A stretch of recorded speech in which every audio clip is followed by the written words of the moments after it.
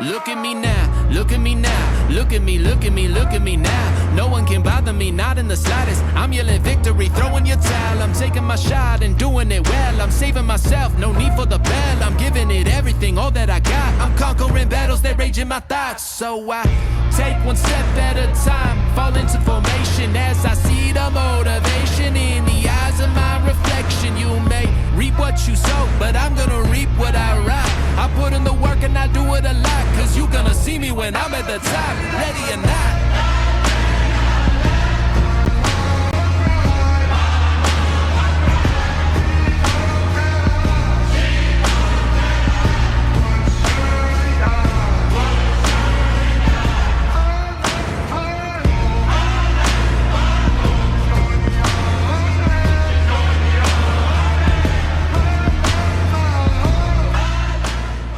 I picked a random truck in the motor pool that looked like it needed a lot of work. I went line by line from the TM, conducting the checks and annotating all the deficiencies. The TM may not be perfect, but it's absolutely required to fill out the DA Form 5988 correctly. Get all the parts ordered with less delays, and it also prevents you from forgetting anything and reminds us to check the AR 385-10 to ensure that the deficiency isn't a safety deadline, even if it isn't a hard deadline by the column in the TM. Let's go over the findings and how I came to get the item numbers and describe the deficiencies. All of the information about filling out the DA Form 5988 and the DA 2404 come from the DA PAM 750-8 and some out of the AR 750-1. Keep in mind that regardless of what's said in this video, follow all your local SOPs and command policies. Don't quote me and have your maintenance chief looking me up on Global to send me an email telling me where to stick my head at. The first fault that I have is the windshield washer pump. This is why I say that the TM isn't perfect, but still required to fill out our paperwork. The actual check is only about the fluid level.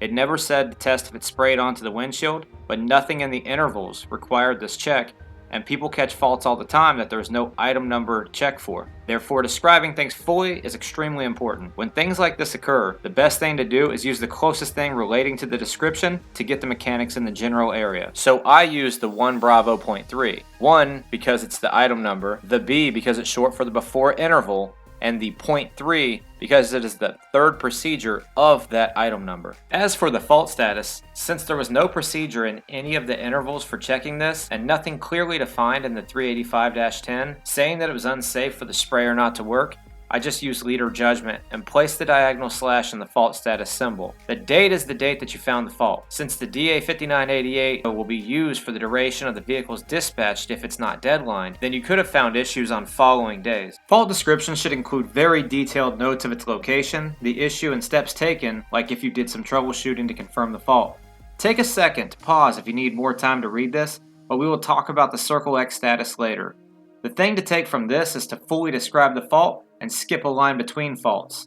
The corrective action column is for maintenance to place their repair notes and next level requirements, but I won't dive into detail here because this video is for operators. The second fault I found was the 2 Bravo .1. Walking through again, the 2 is the item number, the B is the interval. It was the first procedure of that item number to get to the .1. The reason the item number is circled in this case is because it is a deadline as defined by the TM in the not readily available if column. It is a class 3 leak, and by looking at the last column in the TM, that is how you determine what is an X status symbol for a deadline. I described exactly where it was coming from, even though it's hard to read my handwriting, and then I skipped a line for the next fault. The next fault is also 2 Bravo .1, but it was only a class 2 leak, so the fault status is just a slash since it doesn't fall under the definition in the last column of the TM. It was already wiped down to confirm that it wasn't residual from when the mechanic changed the axle differential fluid, and they were able to bring a torque wrench out and fix that on the spot. They made their notations on the corrective actions column of the DA 5988 to close that fault out, and now we shouldn't have to worry about that for a while. Moving on to the next fault, we have the 15 Bravo .37. This one is pretty simple, and let's be honest, this fault's never going to be fixed. The most accurate gauge in the Army is your eyes looking down in the tank and filling it up if it's not in the strainer. It's not a deadline, so just the fault status of the diagonal slash. We skipped a line, and now we get to talk about the Circle X. The 17 Bravo .1 tells us to check all of the lights, and the not readily available if column tells us that if any light is out, it's a deadline. These are just clearance marker lights on the upper part of the cab, but it's still a hard deadline out of the TM. Excluding the other deadline factors we have, If this were the only one, we could explain to the commander or their designated representative that it's not going to be crucial to safety or further damage the vehicle if we operate it with those lights not working. If they agreed, then they could circle the X and make the note that is good for one specific mission use. However, this truck has a lot of deadline deficiencies, so that's not going to happen. Again, because this deadline comes from the TM, we circle the item number. Last one is the 22W.1. This one was hard to find. The deficiency was super obvious, but I had to search through the intervals all the way to the weekly portion to find a matching item number and what its fault status was. After I found the item number relating to that deficiency, I annotated it as a hard deadline because the issue met the definition that was in the last column of the TM. I didn't skip a line on this one because it was the last fault and I didn't want to waste another piece of paper to get an extension form. Once you're done, sign where it says signature and place the time that you found the first fault. If the commander conducted a Circle X,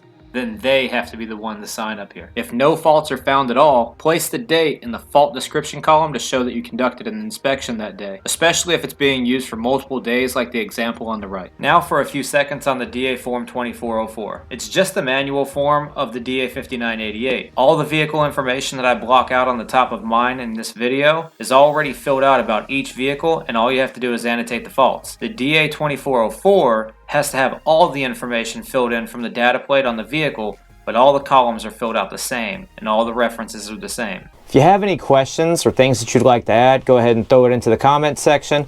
If this video is a good tool and it helped you, Throw a like on it and give it a share.